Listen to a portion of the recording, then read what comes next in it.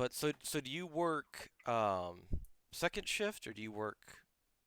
Yeah, I guess it Uh, would be second shift, right? Yeah. yeah, we don't really have shifts though. It's like we kind of have our morning guys that go up until like 5 o'clock, and then we have like our part-time afternoon guys like me who are like, um, we show up at like 4 o'clock ish, 2 o'clock ish, and then that's when I take over. Everybody leaves.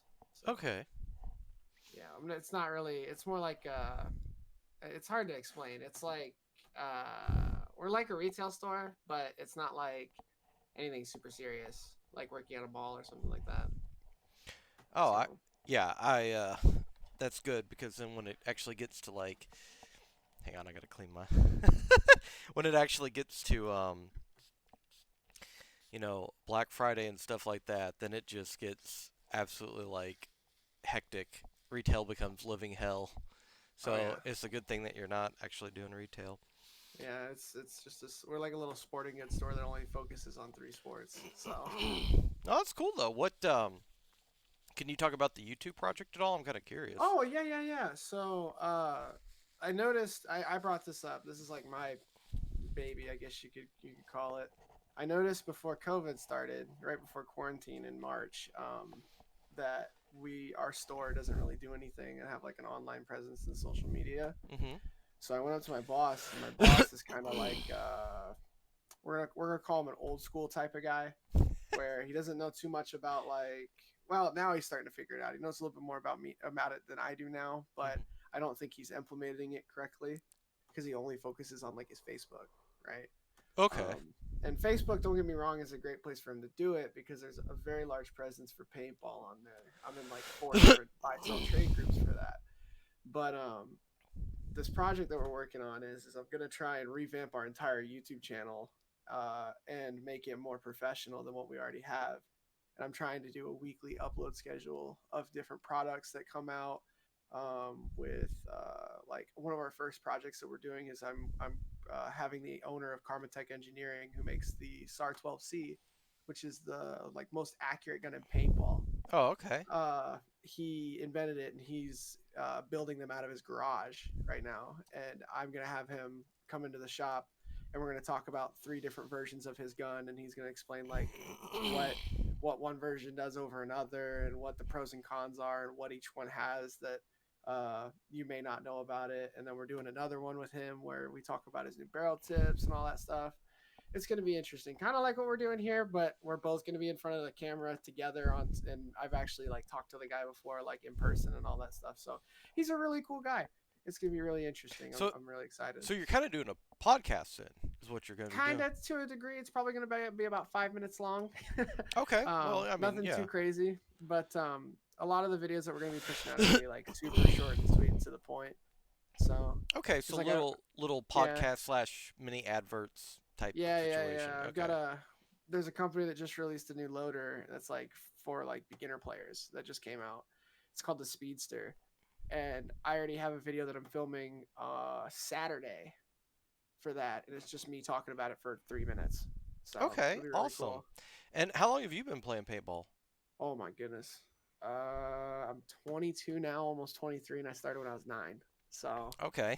yeah, I literally just played like last weekend, and I'm going again in 2 weeks. So yeah, I've been playing a long time, So, long time. what do you prefer? Because I have friends that'll play out and they'll go to like um, kind of a wooded, sanctioned area that they know, like somebody has like Yeah. a farm and like a couple acres of woods. They'll go out there, or they'll go to the arenas. What do you prefer as far as landscape goes? Uh, so my setup that I have right now is it's set up for the air bunkers that they normally play. It's the style of paintball is called speedball. Hmm. It's for the more competitive side. Obviously, we've talked about this before. Last time I was on there, I'm a competitive person, Right. right? Um, but I have it set up for that, and I'm more used to that. But with how I've been physically recently, with not keeping up with like being athletic and stuff like that, Hmm. it doesn't really help me being on the field at a place like that where it's super fast paced. So recently, I've been trying to play more of the stuff where it's like in the woods, just because it's easier. But My problem is I'm colorblind partially, Mm. so I can't really tell like my greens apart. So when I'm playing on the field and somebody's wearing camo, it's like they're invisible to me. Like I can't see them. Ah, I gotcha. So I run around out there in like bright orange trying to get everybody to shoot me so I can figure out where it's coming from. So No, I like that. The old what's the tactic? I always think of Peter Griffin when he's dressed as a clown in the army. He's like, yeah, he yeah, goes, joke's on you, Hall. They're going to be looking for army guys. yeah. That's really what I do with it. I run out in the middle of nowhere. I'll run out in the middle of everybody, and everybody starts shooting at me. I'm like, oh, that's where it's coming from. Da-da-da-da-da-da, you know.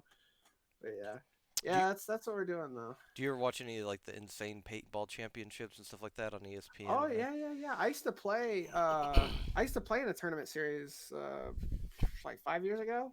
Hmm. I played in one. I remember we played in a rainstorm. That was insane. It was like pouring, and we were playing. Now, how does But that work? Does the paint actually stick well enough that if you get hit, the rain's not going to wash it off immediately? the so it's really thick, right? Okay. It's super thick paint. It's like using like paint you'd paint your walls with. Okay. It's kind of like what it's like, except it's a little bit. It's not as runny. It's super like viscous, I would say. Um, but when it hits you, it dries really fast Mm. just from the air making contact with it. It gets super chalky. When it's raining, it's harder to see, but because the mud and everything, you're running around sliding on your belly and all that stuff, it shows up super easy. So refs can see Okay. it super quick.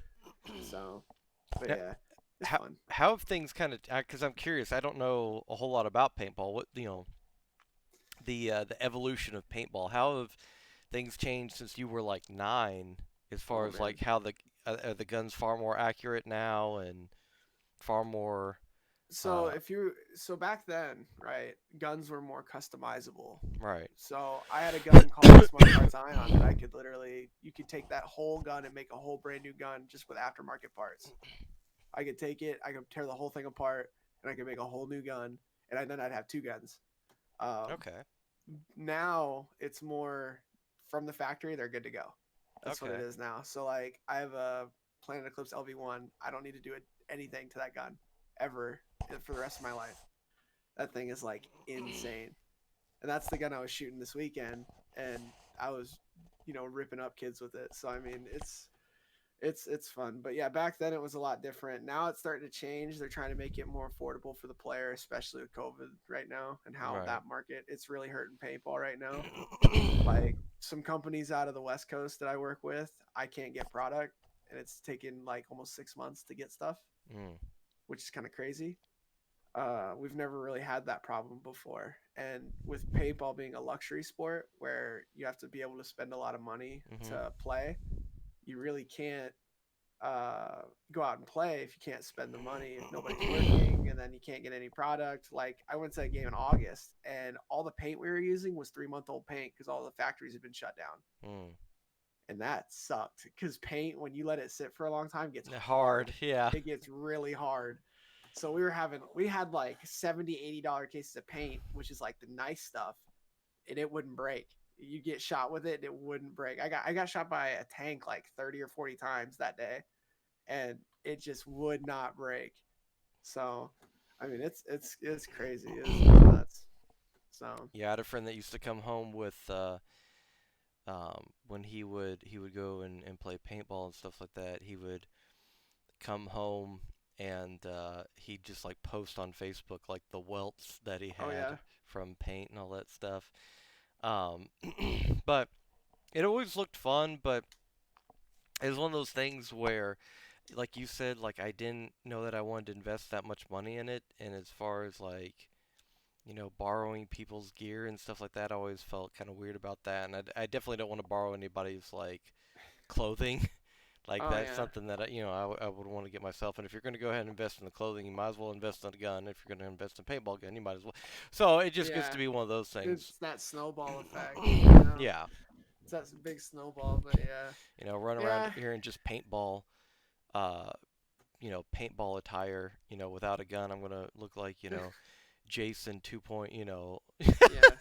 Hey, I mean, it's whatever. If you ever get the chance to go out and play, I definitely recommend it. It's scary your first couple times, man, but dude, it's just like playing a video game in real life. It's insane. It's so cool, especially if you go to an event. Like I've been to events where there's 200 people, and I've been to events where there's 2,000 people, and it's crazy. You'll have guys standing up at the front like in video games. They'll look right at you and they'll start screaming at you. They're like, "We need to take this hill. Come on!" And you all just go. It's so much fun. I So, uh, yeah, I remember that they also did people would do kind of like specialized event. I don't know what you want to call them, but they would like one was they literally had around St. Louis, they had a survivor versus zombie mm-hmm. set up Yep. where, basically if you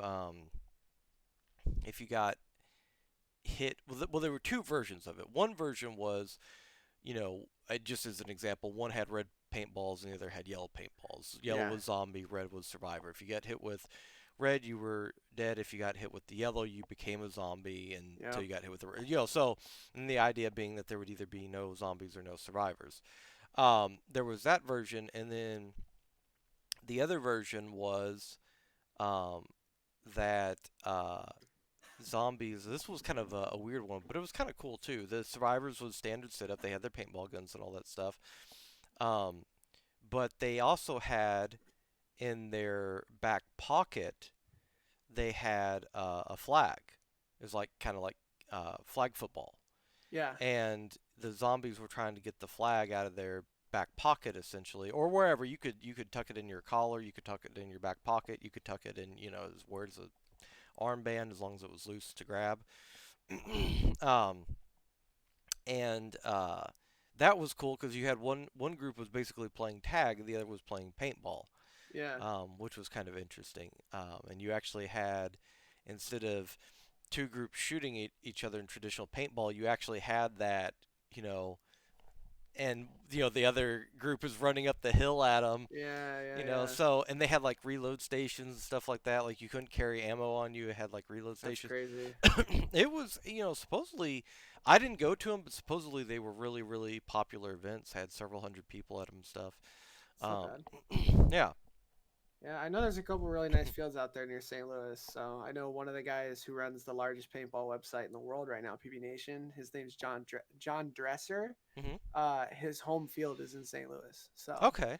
yeah, he gets like all the new products and stuff like that and puts out videos on them. He's a really cool guy. Well, yeah, I'll have to. So, St. Louis is again one of those cities that like it's like what you think of like in downtown with the arch. Like people are like, mm-hmm. okay, that's St. Louis. It's like, yeah, and that And that's then there's St. Louis, and then more. there's that hub. Yeah, That's yeah, like the yeah. or that's like the hub, and then there's like all the branching out from it. Yeah, it's just like Chicago. I used to live in a small town called, well, not small. I used to live in a suburb of Chicago called Batavia, Okay. Chicago, but it's basically the same thing as Chicago. So, Yeah. Well, that's yeah. that's the thing. We would, I mean, we live. I mean, from downtown St. Louis, we probably live 20 minutes away, and it's still Mhm. considered St. Louis. So, Mhm. I mean, with traffic, it's like an hour and a half. Yep. Um, worst is still Atlanta by far. Oh yeah. Like, I mean, if you get to Atlanta at like 3 to 5 p. or 3 to 6 p.m., I would actually say You're you gonna sit might there forever. you might as well like grab dinner in Atlanta. Yep. Like, don't Yep. it's the biggest shit show I've ever seen. It's Like, how it's like in Indy. Down in Indy, I'm up in the northeast of Indiana, in Fort Wayne, and down in okay, Indy, it's the same way. It's just like that. You go through down on I-69 right through Indy. hmm Oh, you're gonna be there for like 4 hours. yeah, we used to live in Indianapolis. Oh, Um, sick. so yeah, um, Indy's bad. I'll give you that Indy's bad, but it's still Atlanta's a whole nother Oh, animal. I couldn't believe it. This those bigger cities like that, like Indy, I don't think is too big of a city after living in Chicago. Right? Chicago's insane. There's so Right. many people just packed in there. I can't imagine like some of the bigger places like Atlanta or Miami or anything like that, Orlando, Tampa. Oh my goodness, it'd be insane. Well, it just becomes it becomes insane because you sit there and think, um, with that many lanes, like where's all this traffic come from? Like, right? There's all these lanes. Yeah, You'd think people would figure it out. Nope. They don't have a clue. um, It's all over the place. but all right, so let's go ahead and that's the fun thing about these podcasts. Spend 20 minutes talking about something not related at all to the podcast. um, so Yeah. I last time that we spoke, and I'll be completely honest, I should have probably rewatched the VOD to find out what we went over in terms of, because I know we went over string stuff, but I also know that we touched upon your collegiate esports. Yeah. Um, but I don't remember in specific what we kind of touched upon and what we didn't. So for the sake of kind of starting this as a separate segment, um, if you want to start with giving, actually real quick, for those of you who don't know, I completely forgot the introduction simply because he'd already been on. This is ShadySpartans7. Been on before, was actually the third guest that we had on the podcast. Super awesome dude, part of the Mushu clan. And we went over last time, we went over streaming. He's come on today now because we're going to talk about something a little more finite, a little more specific, and that is his collegiate esports career. Spartan was on a team, and are you still on the team or?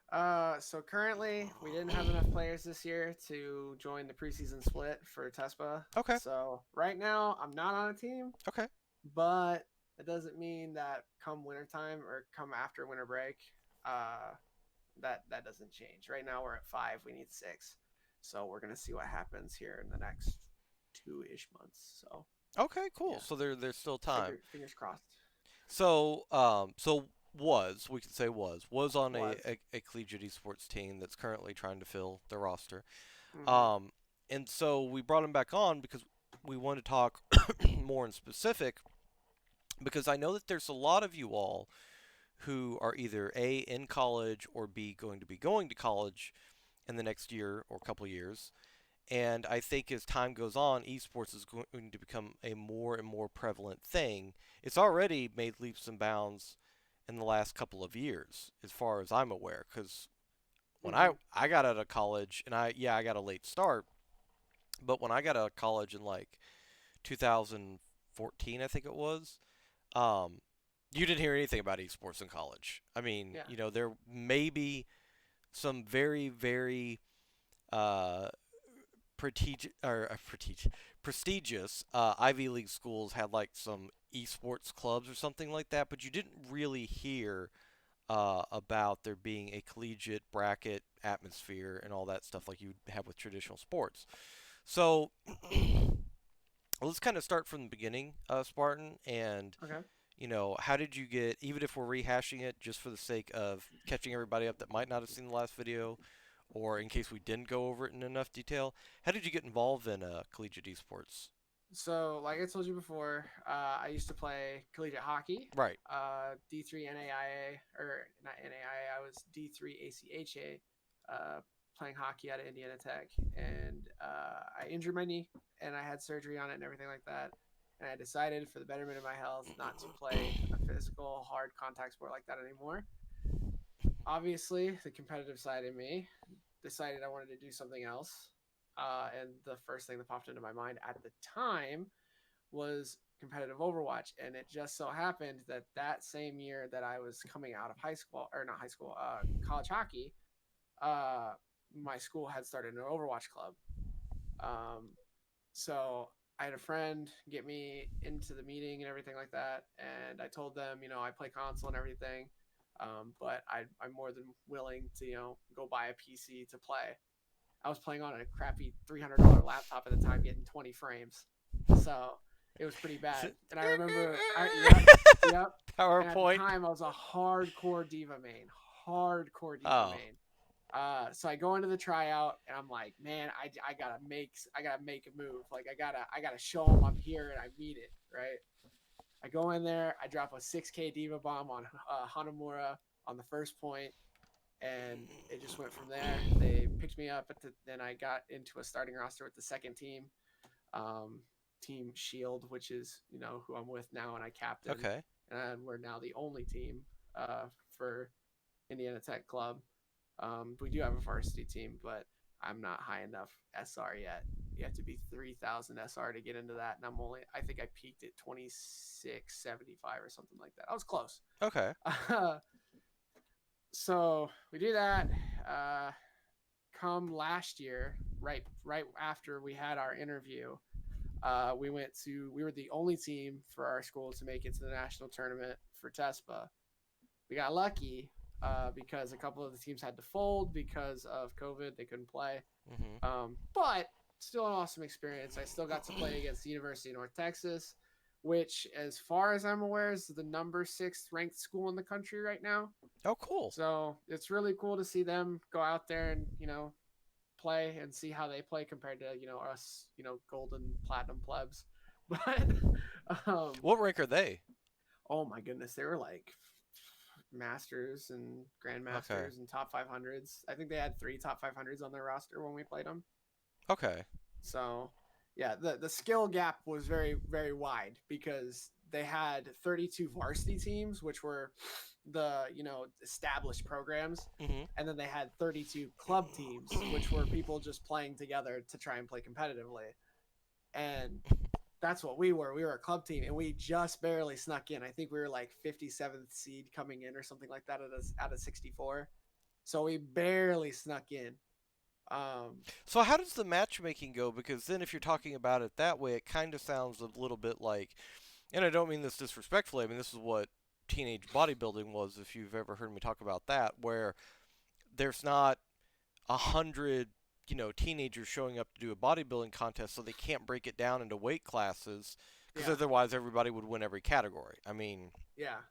so they have everybody compete. So you might have somebody, you might be 140 pounds competing against somebody that's 250. You Mm-hmm. know, so is it one of those things where they're just trying to kind of fill the bracket still? Is it kind of still in that stage of things? Kinda with when it comes to the club stuff, that's how it is, especially how it was last year. This Hmm. year it might be different because a lot of people complained about how the seating worked. There's a whole debacle about big schools meeting in the first round, and people were getting all pissed off because they didn't want, I think it was Maryville and another team who was like ranked 9. Maryville was 1, they were 9. They didn't want to play each other at the beginning. They wanted to play each other in like the semifinals, which to me doesn't make a whole lot of sense because I don't really care. I'm just a club team. But for them and their entertainment value part of it, they wanted it to be more entertaining towards the end, which I completely understand. As an organization like TESPA, you need that, especially after last year, with COVID shutting everything down for like 2 months, which again, eh, but um, the year before last, so 2018, it used to be that everybody was put into a big list, right? Hmm. And every game you play was worth points. And if you won a game, you got points. If you lost, you didn't get any, or you went down. And there was like 600 schools on that list, so you would move up and down depending on who won, who lost, and all that stuff. Um, I think we were averaging like a 400 to 350. I think is what we were. So we were like mid pack, right? Okay. Um, and our varsity team was doing a lot better. They were like up in the 150s or something like that. They were doing a lot better. But obviously that team is stacked, so that's kind of the point. Right. Um, this year or this last year when we played, it was more based off wins and losses in a bracket. So there were 10 teams in a bracket or in a pool, and then whoever won that pool moved on to the round of 64. So there were 64 pools with 10 teams each, Okay. and that's how they did it last year. And they ran it off of MLG Game Battles, if you know what that is. That's Yeah. that's an old school website, Yep. and they were running it out of there. So there was a lot of problems with that, but it's cleaner than what their old system used to be. Their old system was insanely difficult to use. So That's like maybe a this year it'll be better. an I don't know. AOL startup program. Oh yeah. Well, like I said, it's way cleaner than their old website. Their old website, you had to like go through so many hoops just to report your match. Now it's you click on the match that you're playing, it brings up the two things, you hit report, and then you say who won and who lost, and then that's it. Right. So way easier. Um, but yeah, that's how they were doing it before. So I mean, we when we played our bracket, we won like 2 games out of like the 5 that we played. Hmm. The rest were all forfeit.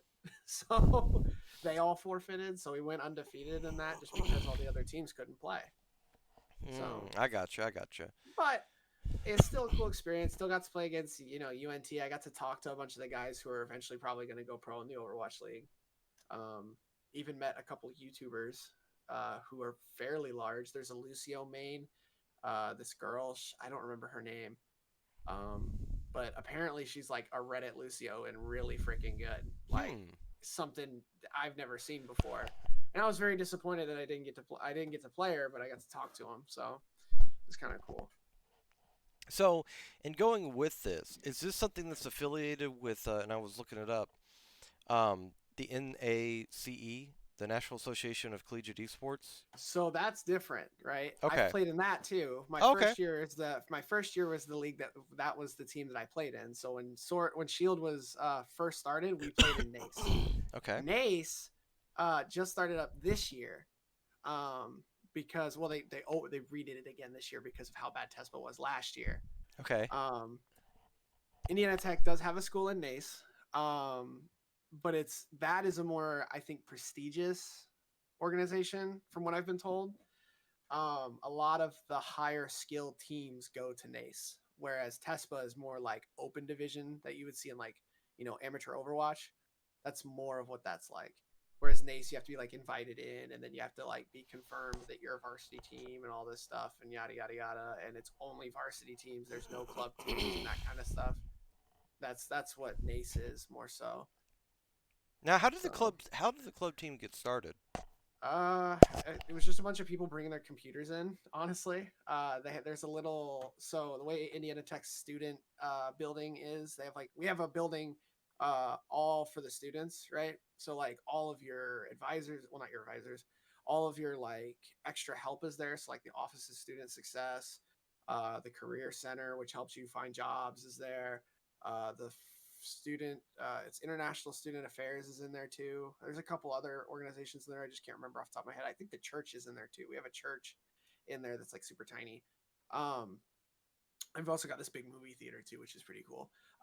So there's like Friday night movies and stuff, which is kind of sick. But in the basement they have a rec center, which is a bowling alley. It's got like Oh a no, pool. we've uh put the gamers in the basement again. yeah, pretty much, yeah. And they've got like Xboxes and Wii's and PlayStations down That's cool there, though.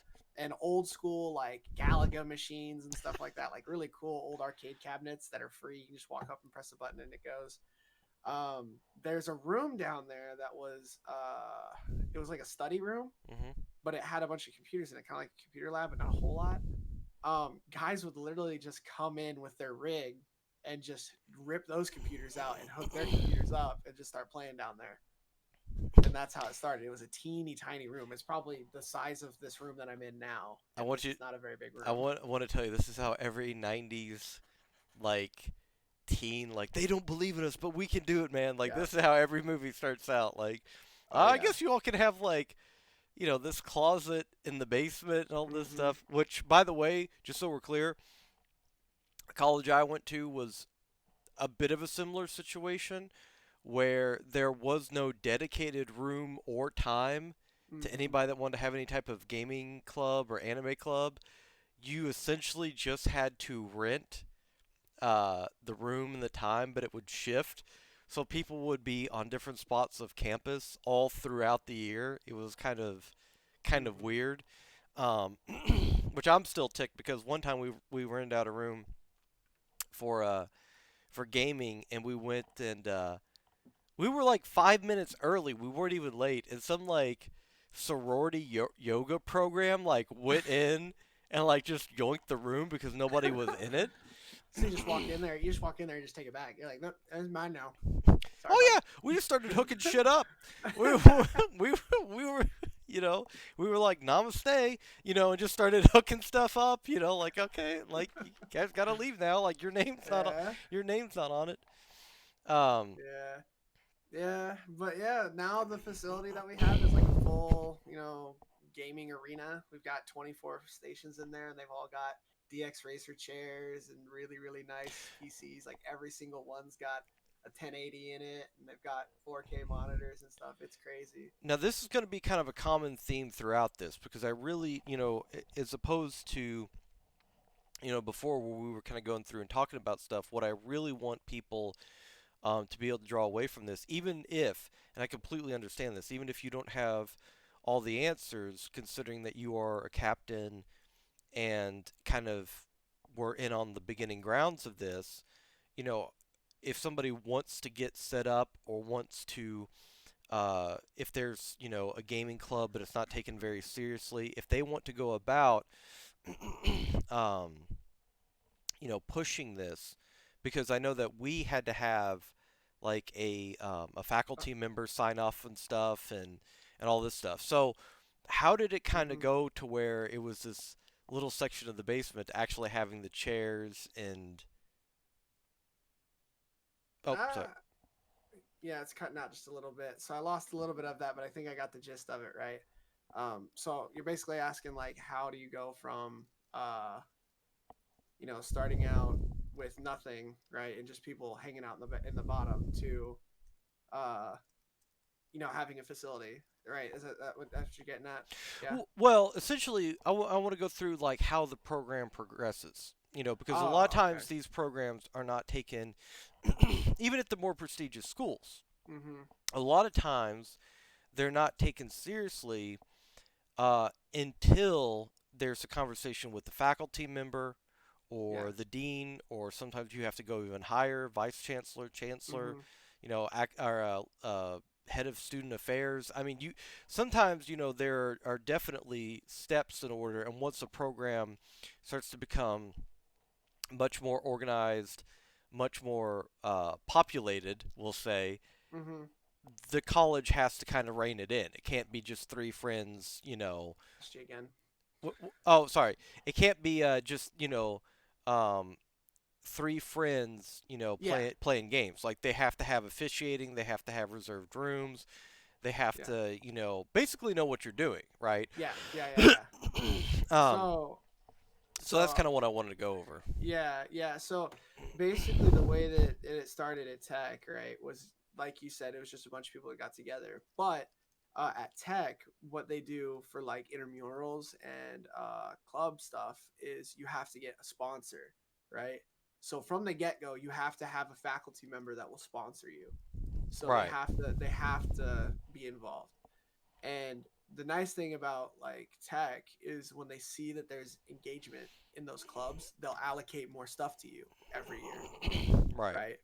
So if you're somebody who's trying to get that kind of situation set up, you need to get the support of not only the students but the faculty out of the gate. You have to show them that it's not just a waste of time. right. Because what Time, we've money, run into, resources. Yeah, yep, yeah, what we ran into in the beginning was a lot of people, they would just come and think that it's just another place to waste time, right? So in the beginning, we had a thing that said your GPA has to be 2.0 or higher. You're not. We ran it just like an actual sports thing.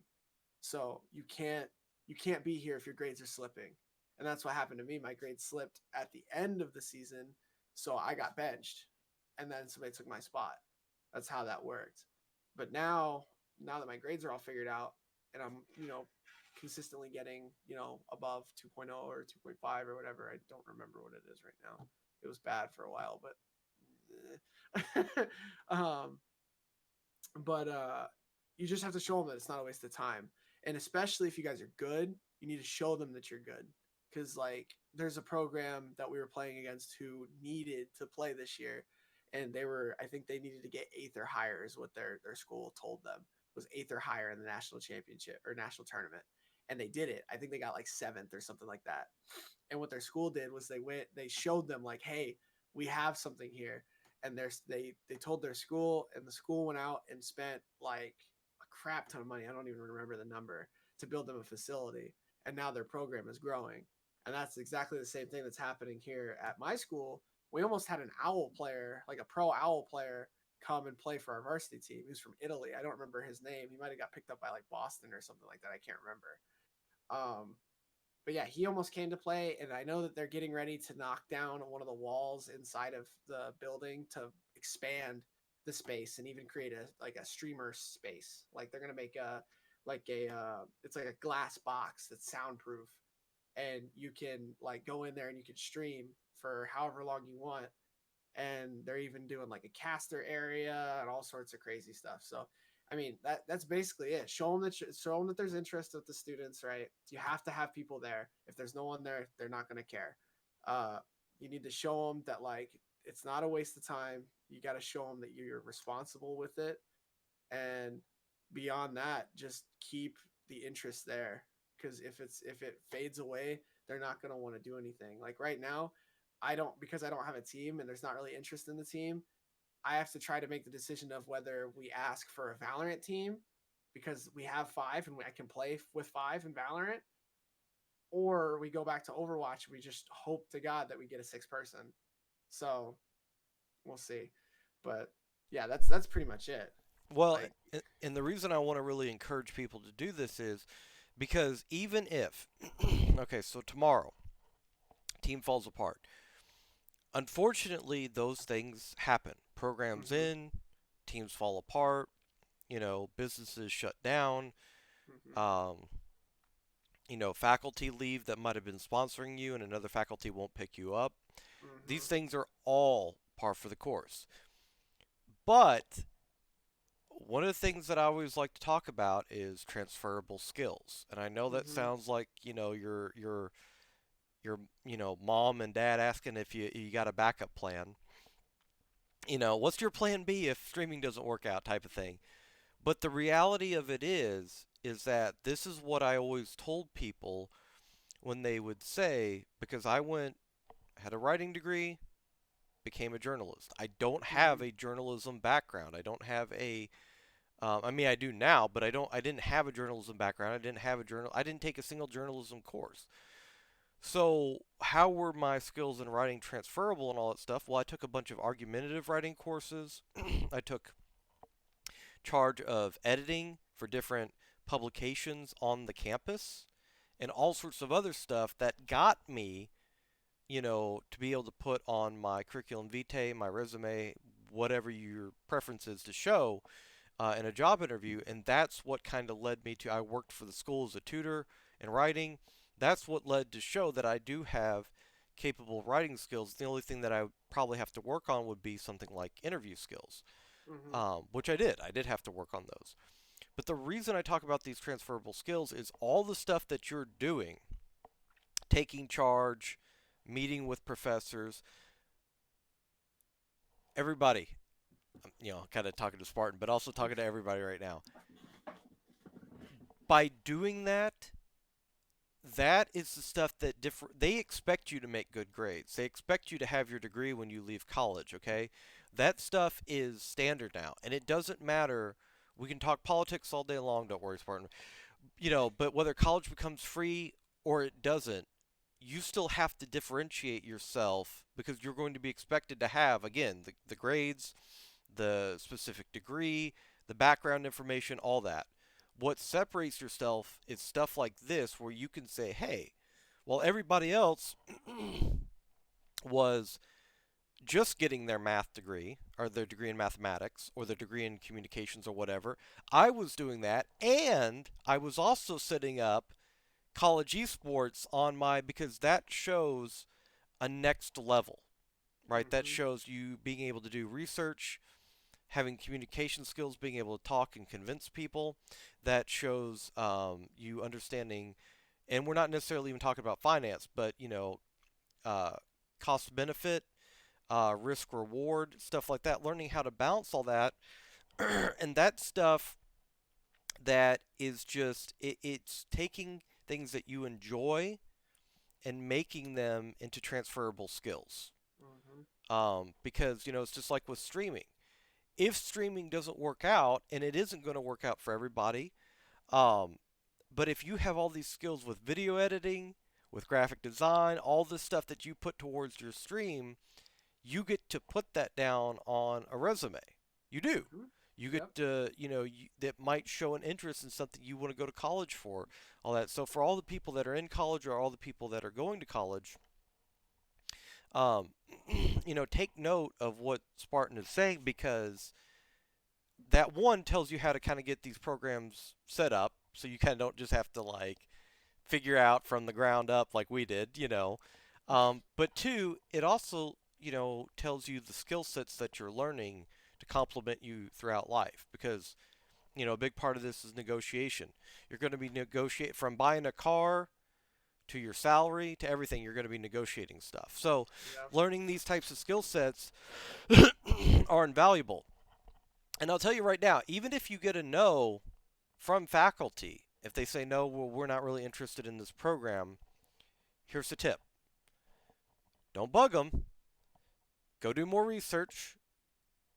Ask If again. ask again, but if they specifically say like, look, we don't see any return investment on this, that light bulb, Metal Gear Solid, that should cue you in to go do research and show them where through like merchandise or whatever that there can potentially be a return investment or whatever they're asking. If they say we don't have the space for it, go look around on campus and say, okay, well actually there's Mm-hmm. this room that I've been tracking for a month and nobody uses this room for like from February 1st to February 25th. Nobody used this room or something like that.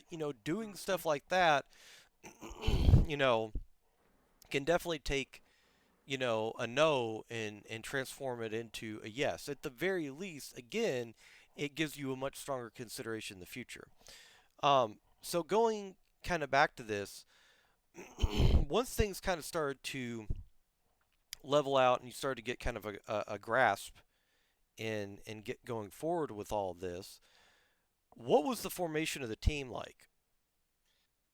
Oh, well, I can tell you, it's just like how any, there's going to be a lot of parallels to traditional sports. Obviously, you're going to have guys who think they're good that aren't good, right? And it sucks. It really sucks to have that conversation with somebody and tell them like, hey, I need this other person here to make sure that the team as a whole does better, right? Because you can't have like a team where you're getting your butt kicked into the ground every game, right? That's just how it happens. But you're also going to have to force people who normally would play, let's say, DPS, right? They're, McCree main or they're Widow main, and that's all they do every day, all day. You're going to have to tell them that to become a better player, they need to play other things. So what we did is every single player had to pick one character from all of the roles at the time. I think there was four. I think there was four roles at the time. I think defense was still a thing. I think. I can't remember. It's been so long. Um, and we told them, we said, uh, pick someone from every single role, doesn't matter who, and just learn them so that you can understand everybody else's plight when you're playing.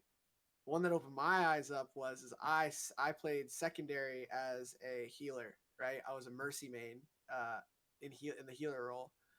So playing as a Reinhardt or a shield tank at the time was I thought it was just get in their face all the time, and that's not what it is. You have to protect the team. You hear Reinhardt say, "I am your shield." You're the shield for the whole team. The whole team is based around you, and a lot of tank players don't understand that. But I mean, Gas could probably talk better about it than I can because he's higher level than me. But um, uh, but yeah, that's what I learned from being like the healer. Because if you're just a tank that takes off and does their own thing, a lot of off tanks do that. Roadhog and Winston's do it really bad. Sometimes they'll dive on somebody and nobody knows that they're diving on them. That can be a problem. But yeah, once that whole thing was set up, and we got everybody figured out, it kind of smoothed out from there. It's just getting that whole getting over the hump of telling people, hey, you need to play this role instead of this, or I need you here instead of here. Can be kind of difficult. I know I lost a couple of players last year to that.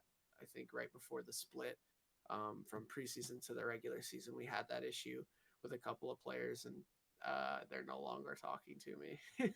So, I mean, that's just how it is sometimes, though, and you learn that lesson from traditional sports too. Yeah, So, yeah. I mean, there's people in traditional sports that they don't want to be you know a running back or a tight end or a mm-hmm. lineman. They want to be a wide receiver. They want to catch the ball, and they're just either A, much more proficient at the role they don't want to be.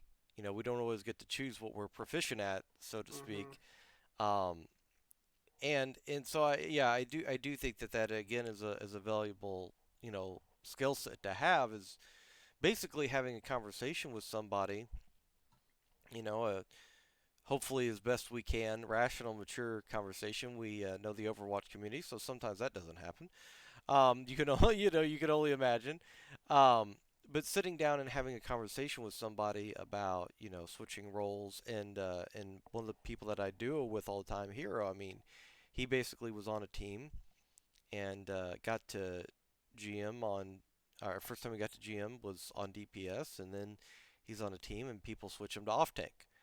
Mm-hmm. Um, so these things definitely do happen. Now, something kind of interesting is that, or at least something that I want to talk about, if you're okay talking about it, is with the formulation of these teams. We know in basketball, right? We know in Mm-hmm. football, hockey, there's plays, right? Mm-hmm. Um, in Overwatch and Collegiate, is there like plays that you all work on? I say comfortable talking about because if there's like a particular strat you all like to run or something, I don't want to give away, what you all do. But I um, mean, for certain maps there are, and you'll see them in Owl. That's where we get a lot of our stuff from, is from Owl. The only one though that I don't see in Owl a lot is a play that I run, and I only run it on Eichenwald because it's the best map to do it on. But yeah, you do practice for certain things. I think it's more situational things that you practice for as an Overwatch team. It's not like CS:GO where you're like, hey, let's fake A and we're gonna do this crazy thing, um, or like Valorant. It's more you're practicing situations. So what we like to do is like one thing that I do, and it happens all the time, is I'll accidentally AFK for 45 seconds, and I'll sit in the spawn and just wait. I'll like run around and wait for a minute, and we'll practice like somebody coming out late or 5-on-6 fights or something like that. That's something that I used to have them practice. But on Eichenwald, right, we practice. I call it going over the top, is what I call it. So a lot of the times on Eichenwald, you get that first choke, right? And mhm, people will sit in that corner by the gate that leads into the second push. They'll either Bastion or they'll sit there with Orisa or they'll double shield in that little spot and just fire on the archway. mhm, What I like to do is I take Diva or I take Wrecking Ball and I just say screw the other team, right? I take either when I take Diva, I go over the top of the yeah, you building swing because top there's right. yep, well not top right, top left. Oh, okay. Straight out of the gate, you can jump over those Oh buildings as yeah, yeah, with Diva. with yeah, like Lucio Yeah, especially, yeah, the speed yeah, with your boost. boosters, you don't Yeah. even need Lucio. You can just do it with your boosters. Well, I was thinking of Wrecking Ball. Like you'll just Yeah. sail right over. Like you Yep. you land you land like with the mini under Yep. the causeway or whatever it You'll is. come out as Diva because I normally do it as Diva. You'll come out and you'll hit. There's a little like Y in the roof. You'll land right on it and it'll drop you in front of the door that leads to that little mini in there. Okay. Um, it'll drop you right there and you can literally just walk on a point because they can't see you, and you just stand there and you can get it. If you're good at it, you can get like a tick real quick. And a lot of people don't do it anymore. It used to be a really, really common strategy, especially on console where I used to play. People would do that every game, and people don't realize that you can still do that. So we'll do that, and I'll say like, "Hey, once they make contact, let me know I'm going over." And they'll go, "All right, we're fighting, we're fighting." And I go over, and I just stand on the point, and just wait for them to come get me. And then that's when my team pushes. Once they turn and look at me, my team pushes and clears them out of the corner, and we take the point. Granted, when we play in some of the higher level stuff, it doesn't work Yeah, all the because they time. rotate. Yeah, those guys are really good at peeling. I'll tell Yeah. you, man, those higher level players, once you get past like gold and you get into platinum, and the guys are starting to have that mechanical skill, dudes will peel and they do not care. I mean, they'll come over there with McCree and they'll flash you and shoot the crap out of you until you get out of that mech. Yeah. So, but a lot of people don't see that coming, and once you can only do it one time too, because once you do Right. it one time they already know it's coming and they'll sit somebody back there. But it's like the same thing on like Volskaya where you TP, you symmetric TP to the left. Everybody knows about that. Right. But the Eichenwald thing, not a lot of people know about that, and I barely see it anymore. And that's like my favorite play to do. We ran that against oh, who was it? It was like University of Colorado or something like that. We ran it against them and it worked, and I was really happy about it. So There's also a very common one too is there's also everybody knows the Doom rollouts and stuff on Eichenwald. mm-hmm. Even if you don't know exactly how they work, you can I mean you can hear his stupid ass. You can literally be like you know it's like the Superman sound. You can hear like here he goes. Yep, But yep, like Junkrat can triple mine to that back spot back right. mm-hmm. So Yeah.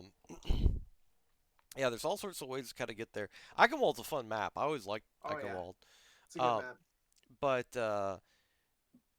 I need to ask too because you kind of touched on this a little bit. But to kind of go more extensively, what are because you have to have in any sport, right? There has to be team synergy. Mm-hmm. Funny thing is, of course, we always know, and I'm not talking about this in specific. I just want to for people that haven't necessarily played sports or don't scrim and all that stuff, synergy doesn't always necessarily mean that you get along with everybody. It just means Yeah. that you sync up as a team. But how do you kind of work on syncing up as a team and like, I guess bonding exercises? Like, you're kind of talking about it a little bit with like these trust fall, like I'm gonna stay in spawn. Mm-hmm. Everybody. Yeah. The big thing that I've learned over the past 4 years of playing with these club guys, right, is you gotta be not only just a good person like in real life, right? Because some people are abrasive, right? That's just how it is. You're gonna have that anywhere you go to work or anything like that. Um, but the big thing is you just have to stay positive with people, right? Somebody might have a bad day, right? I got a Right, guy who if he has a bad day, he beats himself up like bad. He loses 2 games in competitive, he's done. He doesn't want to play anymore. And you just got to tell people that it's just a game. We're here to have fun. That's the big thing. you know yeah, we want to win, but we have to have fun. And when it comes to like getting along with each other and stuff like that, once you figure that out, and you kind of learn each other and you can joke around and all that stuff, then it's a little different. Like um the way that I look at it is the people that are my teammates are my family, right? That's right, how that's something that's come from hockey, and it's kind of bled into the Overwatch stuff. I have a we have our own separate Discord, and it's just us in there. It's just us six, and we call it the Daddy Squad because of a joke that I made. Well, at practice one day, I called one of the randoms on the other team Daddy or oh whatever, god, and we kept that going for the like I think daddy it was like squad. 6 games, and now all of us call ourselves part of the Daddy Squad, and we have like this whole like lore behind it and everything like that. We all make it really funny, and that's just like the whole thing, and everybody's included in it. Um, and we even joke about that now if we get on and talk. But and even some of the guys that have graduated, I know there's 2 of them that have graduated, they still bring it up, and it's freaking funny. So but yeah, that's what we do. Is you just got to keep it lighthearted. You can't tear somebody's head off for messing up on something, because if you do that, they're not going to want to play anymore. That's Right, just how it is. And a lot of people like to be kind of obnoxious when stuff like that happens, and you kind of poke the bear. But normally you just got to let stuff go, and that really helps. And you learn just from playing off of each other how people play. Like I know, like when I play with my DPS guys, I don't have to worry about any of the other team DPS when they're with me, right? If my guy is playing McCree, if Dex is playing McCree, I know Dex is gonna flashbang that tracer and he's gonna pop her one every time. And if it doesn't happen, we'll get him next time. We've still got 3 minutes in the push. So that's just how it is. A lot of people just don't seem to get that, especially in like public lobby competitive stuff. You'll get in there and somebody will just rip your head off for missing a shatter or something like that, and it's just it that's just how it is, unfortunately. right. Have you guys ever thought of bringing in like outside analysts or bringing in people to kind of VOD review that are very high elo players We've or. had a couple. We got lucky. One of the track players actually at Tech, Hmm. was a high elo Mercy main, Okay. and we got to play with her for I think it was a couple months, and she taught us a lot. Um, the problem there was is she's one of those abrasive people, right? She's coming into a new environment, she doesn't understand us and everything like that. So we there's a lot of teething pains in the beginning with that, but as things went on and we kind of learned her mannerisms and stuff, it just made it a little bit easier. And I did send in a couple of things for VOD review from her. I've talked to a couple people from Mushu about it, who who are higher level than me. I think I talked to, I don't want to say it was Gas, it was somebody else. Um, I talked to somebody else about it, and they told me I could send in some stuff. We also have a program that we use called insights.gg, that we upload videos to, and we Oh, can cool. really draw on it. We can draw on it like it's ESPN football. You know how they're like, hey, here's the ball, and here's where the guy's going to tackle him, and all that stuff, or the hole's going to open up here. We literally can go on there and it'll save everything we do. We can write notes and all that stuff and say like, hey, this is where that guy came from. You can see him here at 3 minutes, and he comes in and no one saw him.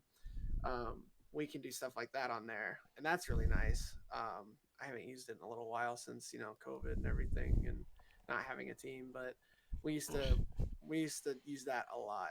So yeah. Now, how has, because you've touched upon it a little bit, but kind of go in more specifics. How has COVID kind of affected, practices, kind of the whole. You've kind of touched on how it's affected the whole scene, but how has it affected the team in large You'd part? be surprised how many people don't have computers that they can play at home on. Mm, You'd be very surprised. I think Tespa lost like 30% of their teams last year, which was that's a big number for a league, right? right, Imagine 30% of the NFL doesn't play anymore.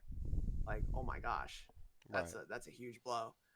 Um, but I think I lost last year. We lost probably 3 or 4 people to it, Wow. and it's kind of sad because like a lot of people Tech at one point said, you have 2 weeks to get off the campus, and if you're not off the campus, we have to kick you out, right? And that sucks for some people because some people can't go home that quick. Right. You've got international students who have to go. We've got kids from Saudi Arabia here, and some of those kids want to play on these club teams and stuff, but they can't because they go home. And I mean, Saudi Arabia, not specifically, but like some kids are coming from like Bangladesh or something. You may not have that situation at home where you've got a $800 computer that you can play on at home. You know, And even if um, you did, I mean, you're going to go from 30, 40, 50 ms to two, you know, 300. yeah, yeah. Like I know there's a kid he's from track, but if he was playing Overwatch, he's from Zimbabwe, right? Right. How's that gonna work? He's like 4 hours, 5 hours ahead of us, 6 hours ahead of us. Right. That just doesn't work. So, I know a lot of schools who have like varsity programs and stuff like that, or you know, who where the kids really rely on it. It just doesn't work. But for us, it wasn't that bad. A lot of the guys that I play with all have their own rigs and stuff like that. The core six that I had going into the nationals, um, we all had rigs to play on, so we were okay. I only had to switch one person in the end, but um, Which I it was guess just is really sad. one of the benefits of having started this from the ground up again. People had to bring their own Mm-hmm. uh, PCs in, towers, and all that stuff because the school didn't provide them. Yep. So you kind of knew in advance people would have them. But no, yeah, I completely understand where you're coming from. In times like this, though, how important is it as well as a player for individual practice, like solo queuing on ladder? So I know the varsity team has a requirement. You have to do 10 games a week. Hmm. It's 10. Either I think it's you have to play 10 full competitive matches a week is what they require. Okay. For me, I require 2 days a week. You spend 2 hours playing. It doesn't. I don't care if it's competitive. I don't care if it's quick play. Just you have to be on the game playing. Um, that's what I was shooting for at least. Because I know some people can't do that. It's especially with COVID and how all that was going on. But at the time, that's what I wanted. We were playing at least 2 days a week, and then we would have a match on, I think it was Saturday or Sunday, one of the two, and that would be three times a week. Um, but individual stuff like DPS, where you have to hit shots like consistently, Right. that's a big thing. Like you need to be on the aim lab or something like that, or Kovacs, just getting your sensitivity figured out. The You know, Kovacs. yeah. Kovacs 2.0 is pretty cool. No, I no, don't know if you've seen that. no, I know, but you just always hear the meme like when somebody's popping off. I'll hear some of my Yeah, friends talk about like, "Oh God, he's been in the Kovacs aim trainer." Like, yeah. Kovacs is really nice. Kovacs is really cool. I have both of them. I have aim labs and Kovacs. They're both really really good. Kovacs is more for Overwatch, whereas aim labs is more for like CS:GO. But they're both really good for hit scan guys if you really want to get into that. For tanks, it's more learning the game and learning how people play more hmm so. I learned a lot by watching your Overwatch and Action Esports. Those guys where they break down like pro matches, like, and they tell you like where everybody's supposed to be and all that stuff. That's how I learned. And then playing Reinhardt, you just got to swing a hammer. You got to get like 2 feet in front of somebody, just start swinging, and you right. just scream like, "Hey, pocket me," or something. Um, learning that, and then a big thing for like main tanks, right? You need to find your voice. Like a lot of people don't realize that tanks, being the tank, you're in the front line, you can see everything from hmm where you're at. Like you can see if a fight's going the wrong way. You can see if like you want to take a fight. Then your support needs to be that second voice of reason, because like a lot of the time I'll run in there and I shouldn't be in a fight, but my Ana in the back is screaming at me like, "Hey, you're alone up there. You need to come back." Then I know like it's not a fight we need to take, and a lot of the time people don't realize that. So but yeah, individual practice is something that you really need to pay attention to. A lot of guys kind of skip out on it. I know a lot of the varsity guys last year had some problems of skipping out on practice, but um, it's one of those things where you really have to work on it in your free time. Don't let it control your life. I know a lot of people, they'll play like 10, 11, 12 hours a day to try and get good at the game. That's too much. That's too much. You got to take a break. You still got to have fun. In the end, it's all we're all here to have fun, whether we win or lose. And if you're sitting there playing for 16 hours a day trying to get good at one character, it's not gonna happen. You just got to figure it out. You got to figure it out some other time. Take a break. Drink a glass of orange juice or something. Figure it out. So No, yeah. I completely agree. Now there are some people that they are at the level where they're gonna have to play, 10 hours a day because that's how stiff the competition is, Mm-hmm. and they have to. But I think if you're in a club or you're in college and all that stuff, I've always felt that sports are secondary to education. Just me Yep. personally, um, because you could be the best, football player of all time. Tomorrow, you get, three disc herniations and you can't play anymore. Yep. What do you fall back on, right? Mm-hmm. You know, um, so I definitely agree with you. And I really, really like the format that you use to kind of keep your players in a competitive, stricter mindset, but it's not um, so rigid, so constricting that they don't have any room to breathe. So I really, Mm-hmm. really like that. Especially with them being college students, Yeah, because those you'll get slammed with homework in the last couple weeks of a semester, and sometimes you just can't do anything about it. So, yeah, exactly. mm-hmm. Um, okay, I kind of want to. Do you mind if we do a Q&A? I don't think we did. I Did we do we that last time? we didn't really do that last Okay. time. I know there was a couple of people in there, but like if we want to open it up, I'm more than happy to answer Okay. questions. So if there's people that have any questions, this would be the time to ask them.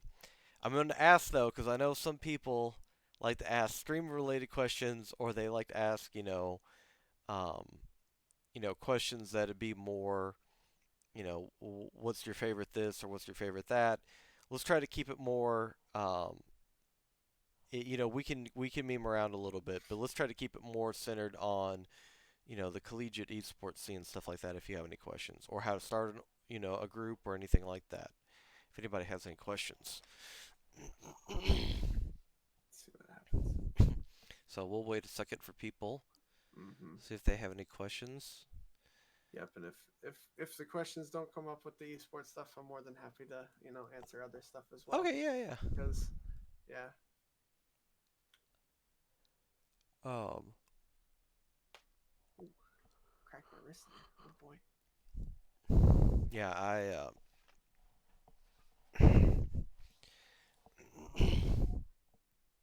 how would you go about trying to get gold? Oh, okay. Gold, So gold Bob? get gold Bob. Are you talking about Ash? Yeah, I don't know. Does Bob turn gold when you get the gold gun? You do. He does. Yeah, Oh, he does. It's okay. really cool. Yeah. I mean, if you're talking about rank, right? If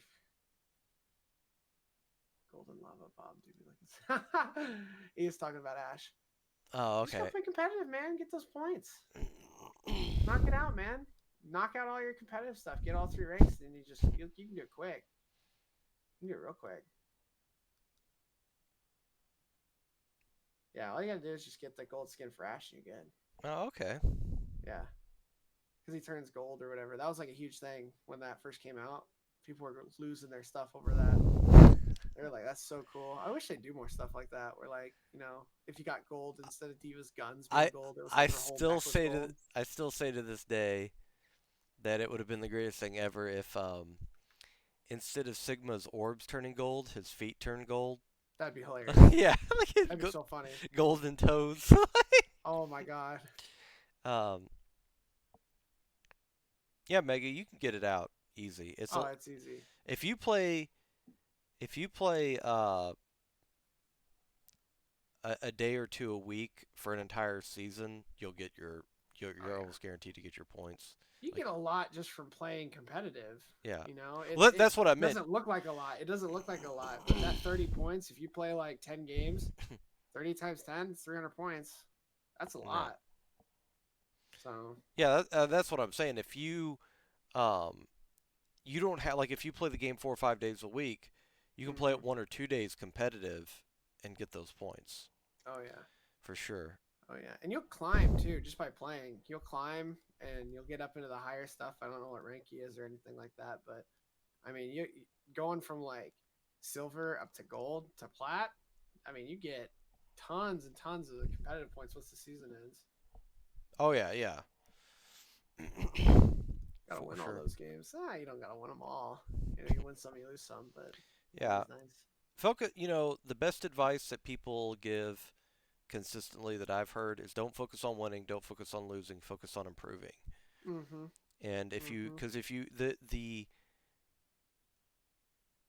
because if the way that it works is if you improve, you will naturally climb. Mm-hmm. Um, let's see, and Oh, don't worry about the internet thing, bro. The internet. I have a guy, Geomaster. He's one of my DPS guys. He mains Farah, and his alt account is I have bad ping, right? He lives out in the middle of the country where he gets like freaking 25 megs a second or something like that. Just terrible internet. And that kid's 3,700, 3,900, and he plays every day. He plays every day for like 10 hours a day. That's all he does. And I mean, that kid is insane. I've never seen a Farah be as good as him. He pulls Farah out, and he's upset, and he wants to win. So, I mean, you can do it. You don't have to be that crazy on it, but they can ban you. Oh, ban you from dropping from a game? That's not a big deal. I don't yeah, think it's a that big deal. well they won't.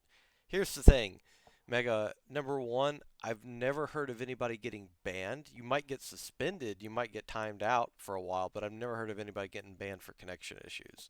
Yeah, you might catch Uh, like a 24-hour, suspension or something like that and from competitive. yeah, and I think logically, by the time that you would get to the point where you might get suspended, you wouldn't be playing anyways because you would have like a 3 hour timeout. Or so, I mean, Yeah. or you'd be losing so many points, you'd be like, okay, not today. But give it a shot, and if your internet is acting crappy, then you don't have to play for the rest of the day and you can give it a go another time or find out a different time that your internet might be better. Some people have their internet better at 3 in the morning. I'm not telling you to play at 3 in the morning, but because nobody's on. Some people have really bad issues at like 5 p.m. because everybody's on. They're coming home from work. Um, they got stricter. Yeah. Mega, are you playing on a wireless? Or are you playing on wired? You have your Ethernet cable plugged into your PC, or are you just playing on like a laptop on Wi-Fi or something? Because the best advice I've ever gotten from anybody is to just wire up. If you can wire that thing in, do it. Right. I at the old house that I used to live at, that's on the other side of town when I first moved to Fort Wayne. I ran a 100-foot cable from my router. Oh, you play on the Switch? Oh, okay. That's where it is. Okay. So I don't know very much about the Switch, right? But like I said, uh, when I used to play on my Xbox, I ran a 100-foot cable from my modem to my room to have my Xbox hooked up. So if you can play it on wired connection, man, that's the best thing. That's the best thing you can do. The Switch, it's a little difficult. Just oh wow, look at that. But Oh, also, yeah, wow, thank you. Holy crap, Dragon. Thank you so much, brother. I sincerely appreciate it. Bye. Damn it, Dragon. just pops in 5 subs. There you go. Much love, brother. I sincerely appreciate it. That's a good one. Nice job, Dragon. But yeah, like I said, try and get that thing on wired. For the Switch, I don't know how it works. I don't know if you can plug an Ethernet cable into it or not. I know they're wireless and they're handheld. But yeah. You also have to understand too that different platforms are going to have um, different servers, Mm-hmm. and they're not going to like. I'm not trying to discourage you from this, buddy, but like their PC and almost everything is going to get the higher prioritization for server maintenance, server quality, etc., etc. Mm-hmm. Consoles are down here, and a console which is going to have a rare player base like the Switch is going to be even further down. So Mm-hmm. that might not even be your issue. That might just be Blizzard's issue. Mm-hmm. So Yep. that might not have anything to do with you because there's no distinguishing between if the server kicks you for whatever reason or your ISP kicks you. Like Mm-hmm. you're still going to lose points, you're still going to take a loss. So unfortunately, that also that might just be a Switch server issue, to be honest with you. Mm-hmm. And by the way, just so we're completely clear, um, how do I put this politely? Oh yeah, AAA companies aren't going to admit to shit like that. Like Yeah. they're not. It's always going to be like, well, we're doing maintenance, or we might have detected a minor error here that could possibly, in some situation, when the universes collide, lead to. They're never ever going to Yep. say, oh, our bad. You Yeah. know, um, unless there's some massive like hack or leak information or some scandal like that. And even then, I mean, what was it? Anthem Insurance or whatever. The dude, the CEO, had had uh, a laptop with a thumb drive with all the passcodes on it, and just left it in a coffee shop. And like they were, all right for you, Dragon. Hey. He had it up a little bit ago. Oh yeah, I had it up for like 90% of the interview because I'm it's getting assuming it getting got a hot. little warm. Yeah. Just a little toasty. Hey Saga, what's going on, buddy? Um, but anyways, yeah. So that might just be the case, Mega. Mm-hmm. Um, I wouldn't worry about it. I wouldn't worry about it too much. Work Yeah. work on improving, work on understanding the game, hang out in different channels to learn the game, because I'll Mm-hmm. tell you something. A lot of games, you would think that like Call of Duty, Counter Strike, Overwatch, um, Team Fortress 2, what you would think, okay, well, a lot of these games might not have similarities, but I'm telling you right now, they do. Like one of the biggest ones is, you know, cooldown management. And even if They don't have cooldowns. Knowing in stuff like Call of Duty, like okay, that's when that gun should be reloading and stuff like that. Mm-hmm. I mean, Counter Strike, they know when the guns are reloading. So you talk so serious with the onesie on. Oh yeah, no, well yeah, Something this like that this whole thing. yeah, Well, you know what I look like with this? I look like that magician slash comedian Piff the Magic Dragon. I freaking love that guy. Yeah, like Oh my that's what gosh. it reminds, like how dry and serious he is. Oh, I love that guy. He's Uh, so funny. but you might have heard my famous cousin. He's an asshole. I love Um, that guy. That stuff was too good. I wish he'd do more stuff on TV. oh yeah. Him and Mr. Piffles. Mr. Piffles. Yeah, but I was thinking too of the mime that basically like won Oh America's Got yeah, Talent. And I'm trying to remember what yeah. his Tape Tape Face. Face. Tape Face. Yeah, yeah. Yeah. Yeah. Tape Face is hilarious Tape too. Face is amazing. I love that guy. They're Um. both great. Oh yeah. Yeah. Tape Face is honestly like Charlie Chaplin like level Mm-hmm. of mimery.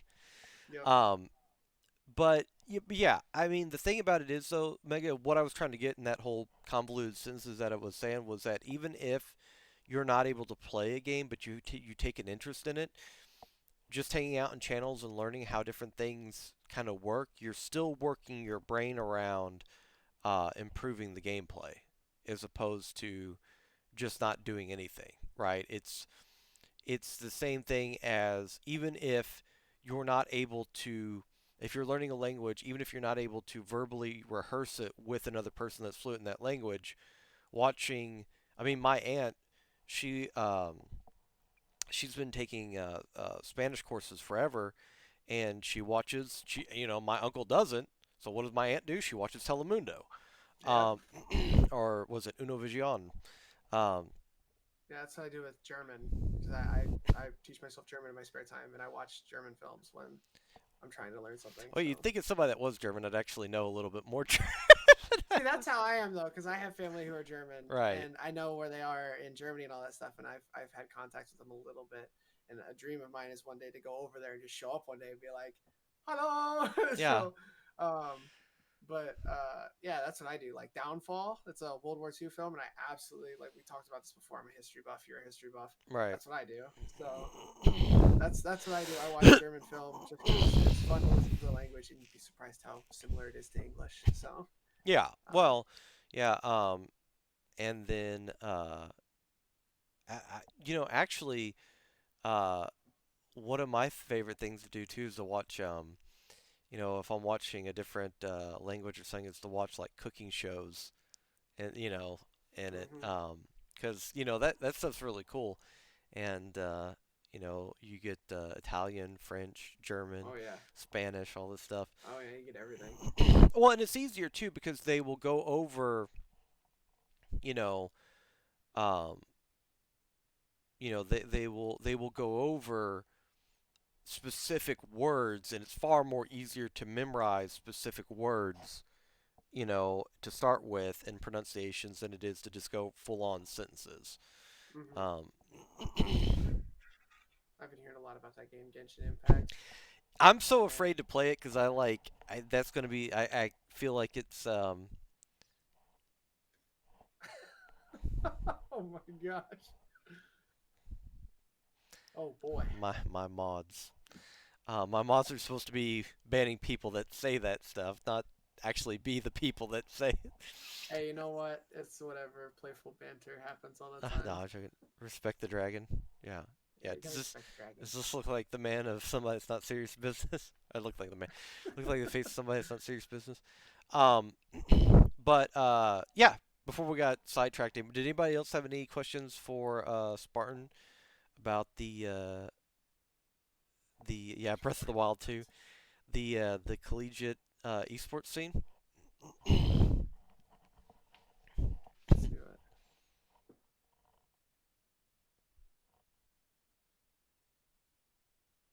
I have a question if nobody else does, but I'll wait just a moment to see if anybody Yeah. else does.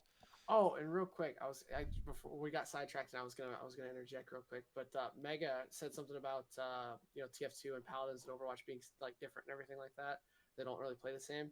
Hmm. Uh, I started my like competitive like gaming career, like if we want to go way back, I started in Halo. So that's where like I got like my feet wet with everything, and then I kind of quit for a little bit, and then I'm back in it with Overwatch. So I mean, a lot of the skills I learned there still kind of apply. So it definitely they do apply. Like Team Fortress, yeah, it's different, but a lot of the same stuff. It's still a class-based shooter. It's still there. Right. Paladins, Paladins and Overwatch share a lot. Yeah. They're very similar. The game mode might be different, but they're pretty much the same. So get into the league. You just got to go out and find a team. Just go out and type in. Oh my goodness, it's True. True is one of my players, Okay. right? So True is one of the players. She was my support, one of my supports, and she is a backup support. Um, you know, honestly, if we don't get anybody by after winter break, True, I think we're probably done. I really, really want it to be.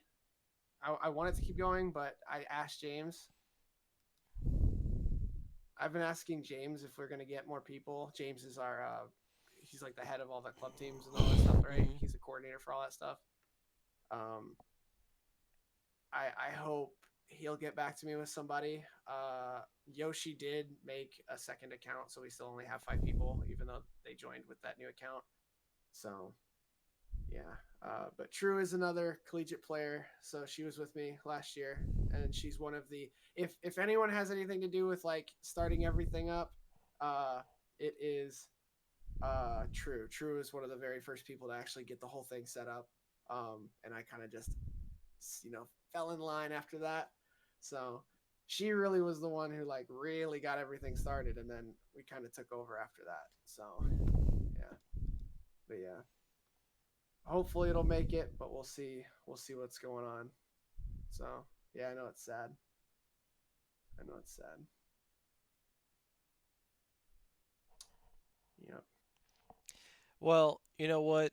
The to be able to have had the experience though, and all that you all have learned, like it really is a once in a lifetime experience to be able to do that. I mean, I would have been elated to go through something like that and have, competitive gaming scene and stuff like that when I was in Mm-hmm. college, but it just, I mean, nobody had access to stuff like that. Um,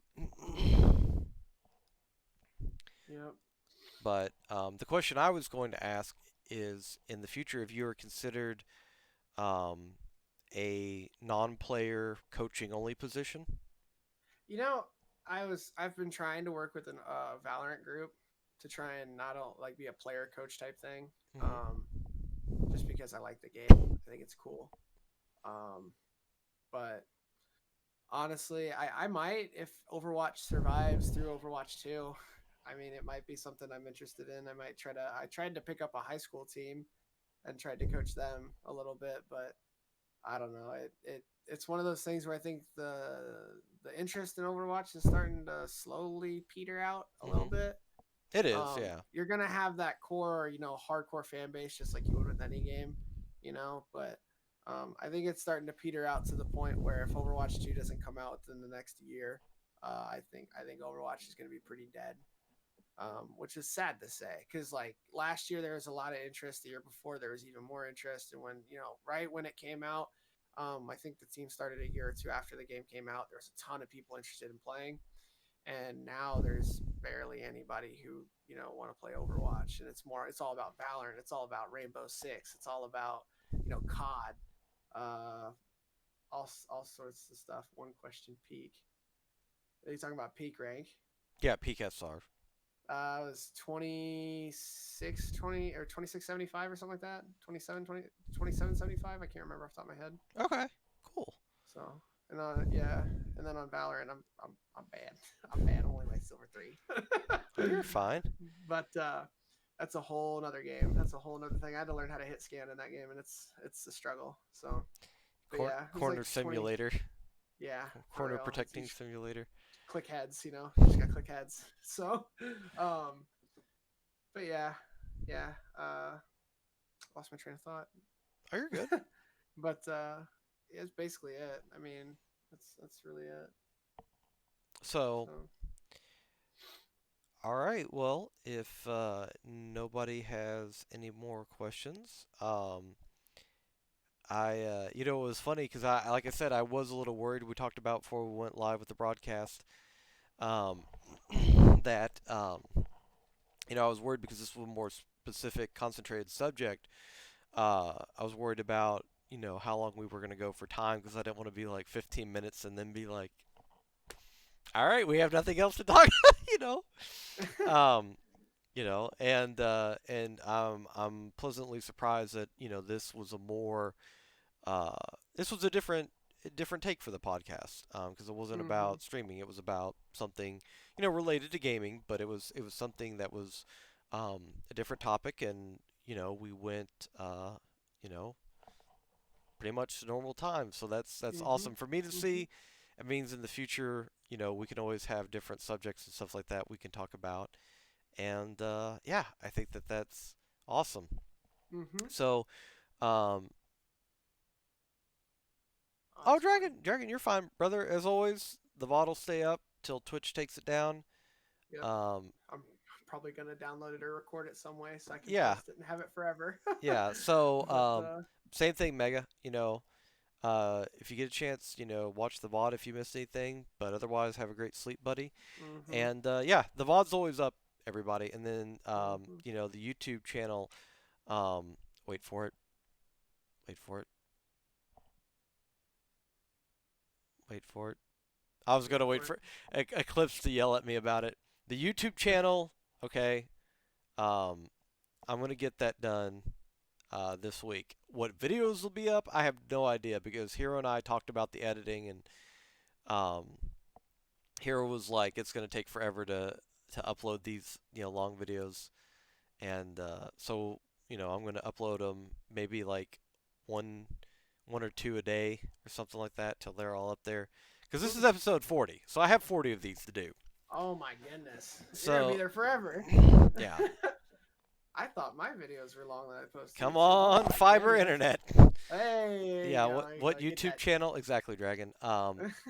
And then yeah, but that'll be up, and when those are up, you'll have those to go back to in case you missed anything.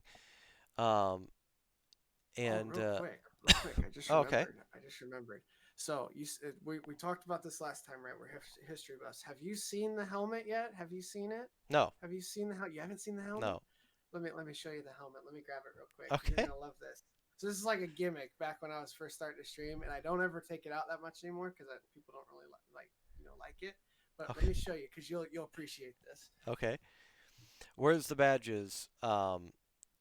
So the badges, Dragon. She is working on finalizing the. That is awesome. I love it. Yeah, so I haven't So had now this we thing out in a finally while. know. Yeah. Yeah, I haven't had this thing out in a while, but yeah, it's a big metal Spartan helmet that I used to wear when I first started streaming. Now, where did you get that? So, Did somebody? oh man, I just bought it off Amazon. Oh, okay. I pulled a Swagger Souls and was like, I'm never gonna show my face on stream or anything like that. So Dragon I've, has to I've put it on. oh, you want me to put it on? Yeah. I'll put it on. I can even put the headphones on too. Here, I'll show you. Give me 1 second. I'll be right back. Give me 1 second.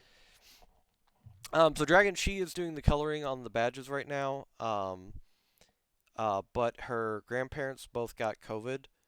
Um, so it's kind of one of those things where she let me know that she was working on the finishing touches, but I'm kind of giving her some space. Like I don't want to sit there and be like, "Hey, you got the badges done?" While her grandparents are sick. Um, We can even get it with the whole thing. I don't have everything on with it right now. Oh, can't go over the bloom. But yeah, you can put the little earphones on and everything like that. I can still hear you and all that. So you should yeah, never stream another way again. dude, I used to do this all the time. The only downside is this is like actual like steel, Uh huh. so it's super heavy. Right. Weighs like 10 pounds. So Your neck gets yeah. compressed. Oh yeah. Oh Uh, yeah. But I used to wear this thing all the time when I first started. that's hilarious. Oh yeah. You should do it So for special occasions like subathons or something like that. I actually have it as a channel points button. Oh, So if okay. you come into the stream, you spend I think it's like 1,000 points. This thing comes on for 10 minutes, and then I take it off because it does get a little heavy. But Right. yeah, it's based off the ones that you see in 300. It's got the big plume. You really can't see it because it doesn't fit all the way and it's black. But it's got the big plume. It's got the big tail. It's the King Leonidas one. So A dragon interviewing a knight. Where's my oh gold, you yeah. son of a? Oh, it's not a knight. We're Spartan Yeah. boys. We're Spartan. We're out here. We're out here 300 style. So So yeah, it looks like the. Well, I'm also thinking the Imperial Legion from Skyrim and all that stuff mm-hmm. too. Looks a lot like that too. Yeah. Um, but yeah, no, I think it looks awesome. That I did not know about that at all. That Oh yeah, is I've had this amazing. thing for a while. I've had it for a long time, and I just never ever take. I'd never take it out. It's always sitting over here on the desk. So it was gonna be a costume. I'm gonna cosplay it one of these times on stream. I'm gonna get like the whole thing.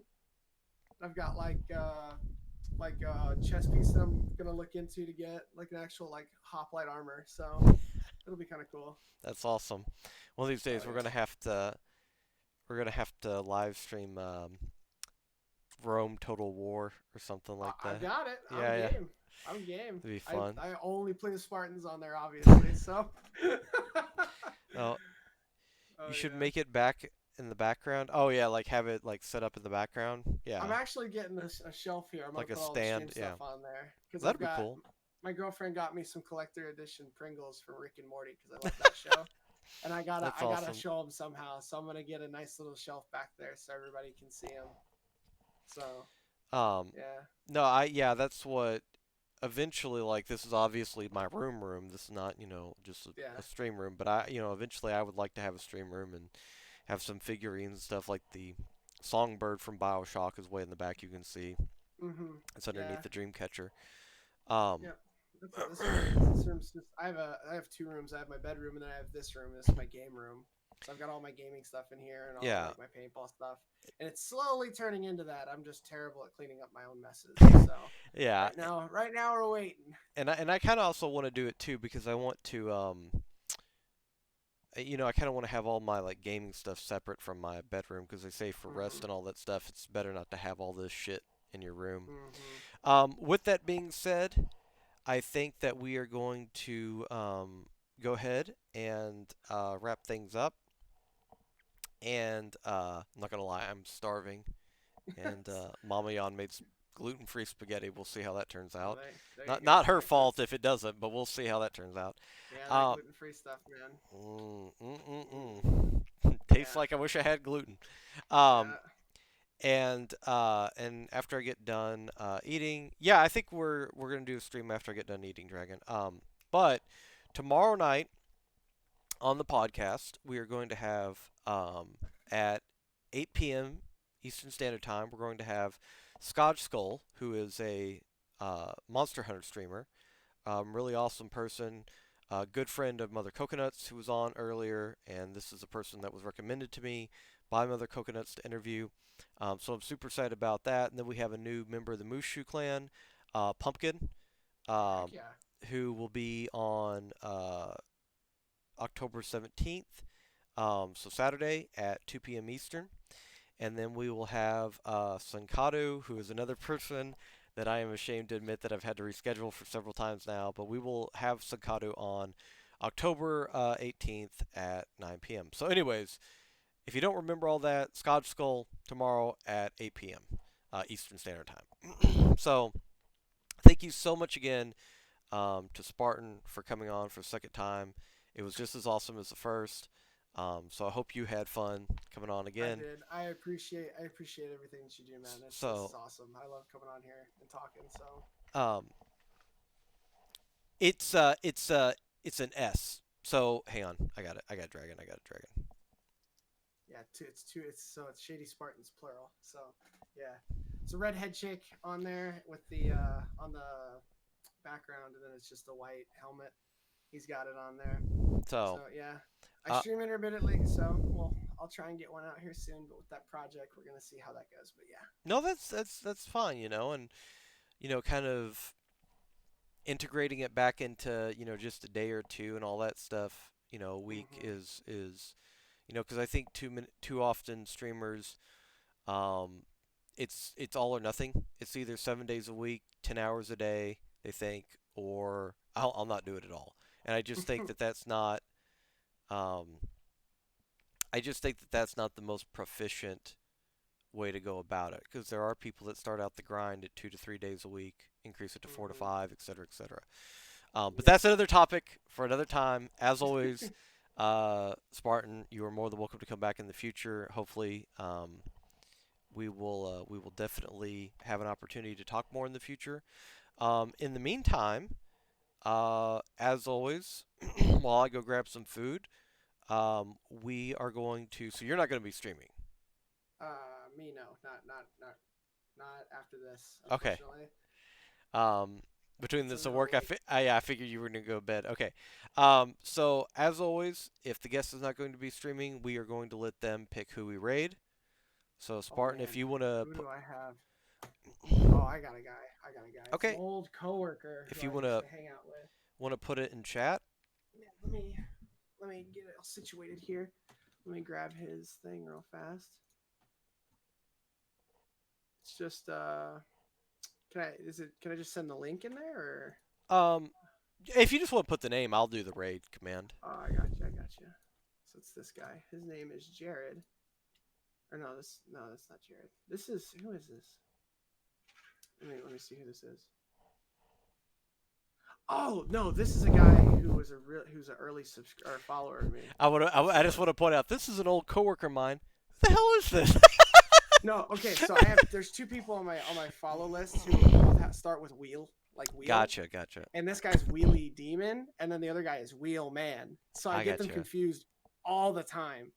This guy is a early follower of mine who I follow Okay. back, and he followed me through Mushu, but he's not part of Mushu Clan. I don't think. I'm not 100% sure. Super cool guy though, super nice. He plays Dead by Daylight and Overwatch, and he's a super duper nice guy. All right. So if that shows up, Yep, and it he's did. also the only person who's live right now. So All right, everybody. We are gonna raid Wheelie Demon. As always, here is the Twitter. Here's the Discord. And here is the raid message if you have the emotes. If you do not, spam whatever emotes you have. They're always happy to, see people coming in for a raid, spamming emotes and stuff. Where is the YouTube and the business email? Exclamation point, gotta go. hey, Yeah, actually, bye everybody. Come again. Uh, so, as always, much love to everybody. You all are awesome. Thank you so much for, as I always say, not just coming out and supporting me, but coming out and supporting the guest, because I know it means a lot to them to see people in chat hanging out, talking, and and just makes things easier and alleviates nerves and has potential to make somebody's day as always. So we're gonna go make somebody else's day right now with Wheelie Demon, give him a raid. Show some love, and I will be back in a little bit, probably playing Overwatch with Hero. So, much love, everybody. You take care, and I will see you all up in a little bit. So, love you all. alrighty. Bye, everybody. See you later, guys. Wait 1 second for it to. Mm-hmm. Here's playing COD. Yeah. Yeah, I think he's going to play that for a little bit. And then we will. Okay, now I got to take this damn hood off. Yeah, I'm burning up. We turn.